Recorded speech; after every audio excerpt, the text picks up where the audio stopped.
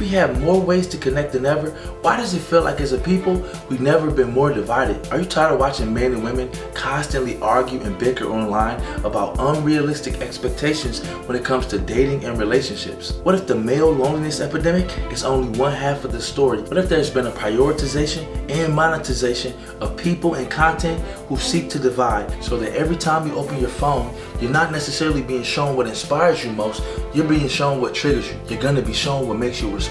Whether it's smiling and laughter or it gets your blood to boiling, whatever the case may be, it's gonna be something that gets you to react. And oftentimes the thing that gets us to react the strongest are things that are negative. Whatever the case, if it gets the biggest reaction, that's what will be pushed to the top. Things that inspire hope and joy, or things that upset you and bring you down. What if the same things that are getting people monetized are exactly what's causing us to be so divided? So that when we open our phones and devices, you're not necessarily shown what's best, you're seeing what got the most reaction. Be it good or bad, happy or sad, that tugged at people's heartstrings, that made them feel something. And oftentimes the things that make us feel strongest are not things that are positive, are not things that will get us better, that will lead us into a positive direction. Today we want to talk about it. Those who find the greatest amounts of peace, joy, success, happiness, all of it in life, they're not the people who solely focus on the negatives, what went wrong, how things could go bad, everything that isn't right with the world. Instead, they find a way to sharpen their minds and focus on what's good. They control their own thinking in order to get the best outcomes. This is the infinite evolution. There is a massive amount of money to be made from division. So when you're aware of it, you can avoid the pitfalls and traps that come with social media, because the constant barrage of messaging about who you need to date, where your standards need to be, how you need to be thinking when it comes to choosing a partner. How many people are telling you what you need to hear as opposed to what sounds good? How many people are speaking what's right as opposed to what will keep them monetized? If speaking the truth in love will get you canceled, most people won't do it. If speaking lies and negativity will get you monetized, most people will. Which side of history do you want to be on? The side that poured fuel and negativity into the division, or the side that realized just how important we are to each other? I think the fever point might have been during the pandemic, where everybody was stuck and shut in, and it felt like all you could do was get on your device and see what other people was doing. The only way you could connect with people was through the internet, which by itself wasn't a bad thing, but the way it was used and the type of content that was created is something that needs to be spoken about. It's something that we got to reflect on, and it's something that we cannot allow to go any further. The type of content and influencers that were able to develop during this time was a very special breed. In many ways, it felt like the pandemic intensified everything you might have been going through, romantically, financially, socially, health-wise, and our cell phones and devices often were magnified even more, because not only were we physically isolated, we became socially isolated. Many of us created digital echo chambers where the only people whose opinion really counted were the ones who looked like you, or spoke like you, or thought like you. And the two biggest areas where I saw this division was politics and romance. And it almost goes without saying that the pandemic had a massive effect on the way society worked, socially, economically, politically, financially, spiritually, technologically. So many aspects of our lives, our loved ones were taken from us in more ways than one. Because we were isolated and couldn't hug each other, we had to revert to the digital world. And it's often in the digital world that we tend to trip and fall, because it isn't regulated, there often isn't a fact check, it's super biased, and it can be really hard to get the truth from people because there's so much incentive to simply say what sells. It was a time where we found out the true power of the internet. It almost felt like everybody was given a voice, a loudspeaker or a megaphone, and whatever thoughts and opinions came to the minds of the most unqualified, they were able to freely express it. Because we got freedom of speech. Time and attention were paid to who got the most engagement, who was the most funny, who was the most entertainment, and who could keep you on the app for the longest. Well, if none of those things have to do with quality and respectability and building each other up, what are we going to be left with? Whether you believe we were already going in this direction, or it's a function of us being so isolated that we just had to focus on what was entertaining. Whatever the case may be, those pandemic years really did something to us. And today we want to unpack it and talk about what we've done to relationships, and why with faster and more powerful technology, we appear to be more divided than ever, more isolated than ever, more separated than ever, and what we can do to get back. When polarization leads to praise and profit, where does it leave the people? Well, in this situation, what it led to was a rise in the prominence of certain types of personalities and certain types of topics. And at the forefront of it all were relationships and politics. The political part was obvious, but the relationship part was a bit more nuanced. Society was changing right before our very eyes. Our brains were becoming rewired, and the dopamine hits were numerous. The comments, the stories, the statuses, all of it was engaging, and for many people, it felt like there was nothing else to do. In many ways, the internet is the perfect blend of attention, but also anonymity. You can say and do and get away with things that you never would in real life because you're so far away. Most of the things people post online, they would never dream of saying in real life, and all you need is a tiny bit of digital courage to start to go down a rabbit hole to get people to start acting crazy. An influencer could literally go viral and make millions simply for being as controversial as possible, and they don't even have to believe the thing they say. All they gotta do is post something that gets your attention, that gets a little bit of engagement, and just like that, the ball gets rolling. And it doesn't matter if they truly believe it or if they really live that lifestyle. The bottom line became everything. The money keeps coming in, so they keep on producing content. Even if they know it isn't quite right, even if they don't believe it, even if they don't live it, as long as the money keeps coming, they're gonna keep producing, despite what it's actually doing to society. It's been said that the advice you give somebody when they didn't ask for it is worth exactly what they paid for it. Nothing. Arguments over personal preferences and beliefs dominated, even when the conversations weren't realistic. Because whether you're talking about any of the buzzword topics, 50-50, provider, submission, the topics that were pettiest and personal preferences seem to be at the forefront. If you know anything about human psychology, you know it's hard enough to change your own mind, but to change a stranger's over the internet in the comment section is simply not gonna work. So the next time you open your phone and you see that toxic post from the toxic influencer who you know you need to unfollow, and they're arguing about nonsense, 50-50, what a real man or woman is, submission, provider, all of these goofy things that are your personal preference that you're never gonna convince anybody of, let it go. You gotta do everything you can to protect your mental. By the way, many of the people who are commenting and trolling the most, they're not even real people. They're bots meant to get you to react and respond, and it's working. Don't let them win.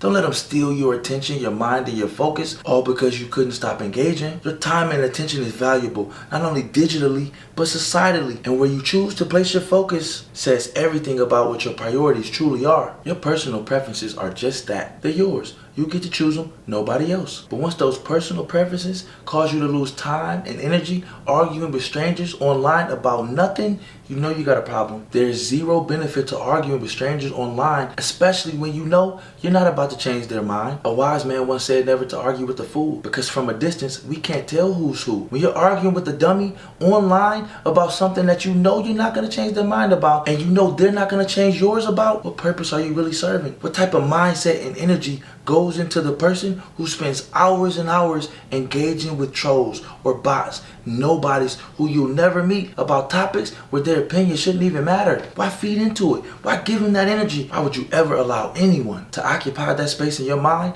rent-free? And it's often done recklessly. Oftentimes the engagement you see on these type of posts are negative and nasty, meant to hurt, meant to demean, tear people down. Is that really the energy you want to be known for? Because when you constantly match energy with the most negative and worst people in life, it turns you into one of them. If you're constantly matching energies with the worst people in life, guess what type of energy you'll eventually start to exude? When we can speak to and treat each other with such disdain, what does it do to our future?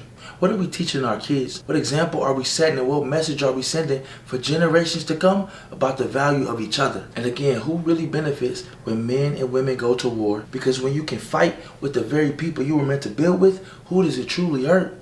Who does it actually hold back? Who does it prevent from reaching their best? Who's spending more money? Who's more isolated? Who's less happy? Who's more fired up about things that don't matter? Who's more distracted? Who's more easily triggered? Who's less focused on their goals and purpose? And who's moving like a zombie instead of a sharp-minded thinker? Because when all you gotta do is turn on the camera, and for $0, you can preach hate, negativity, division, fear, not being unified, all of the things that keep us down, you know it's time to step up. This is why we gotta say something, and this is the infinite evolution. Recognizing and realizing just how important the human bond is. Understanding just how important communities are. Understanding how much more valuable we are together. How much stronger we are together. How much more capable we are together. Men and women were built for each other. And I'm not even just talking romantically, I'm talking about as a society. You can still impact a person for better or worse. And all it takes is 140 characters, or a 30-second video, or a reel, or status. Whatever the case may be,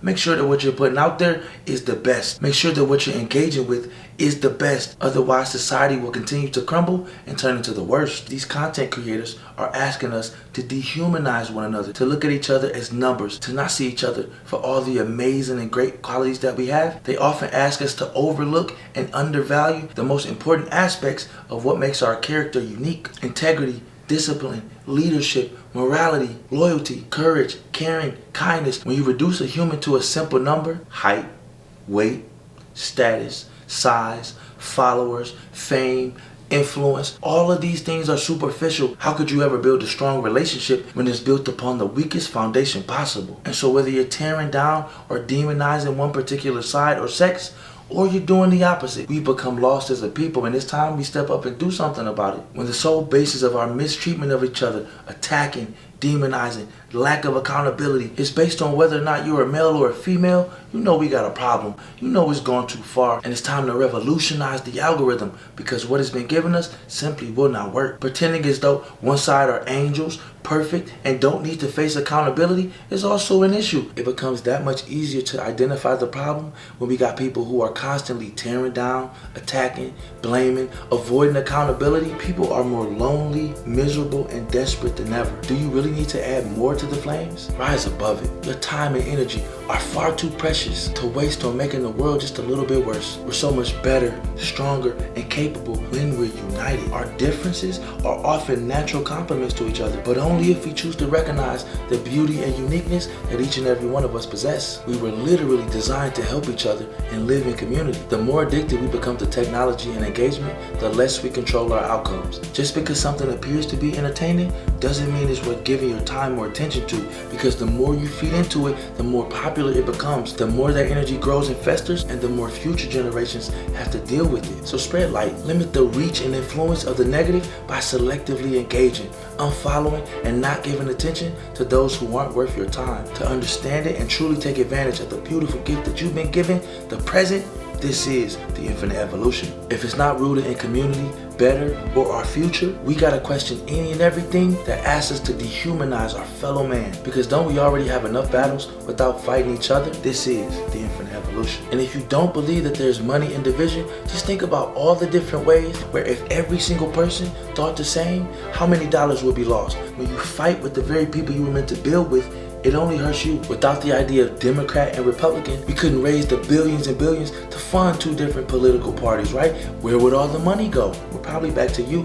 So we gotta keep you separate. What about families and relationships? How could it be beneficial to keep people separate? The number of ways in which you save money by having family and being connected. Think about the idea of a family phone plan versus individual. Who's paying more, which adds more to the bottom line, which makes the fat catch even richer. Your division makes you more miserable, but somebody else rich. Does that sound like a fair deal? That your disdain for your fellow man or person of the opposite sex, or whatever category you want to think of, because if you peel back the layers and go even a step further, forget about the influencer, forget about the content, all of it is being placed on the platform. And if the platform itself is free, maybe we're the cattle. By the way, the internet and social media is still fairly new, and so much of what we see and experience are adjustments to things previous generations never even had to think about. Our parents and grandparents never had to worry about engagement, never had to worry about the algorithm or screen time, or constantly being bombarded with these messages. If 40 or 50 years ago there was a pandemic, there wouldn't be a comment section for you to read, and much of this animosity simply wouldn't be possible. But that's not the world we live in. And so embracing reality for what it is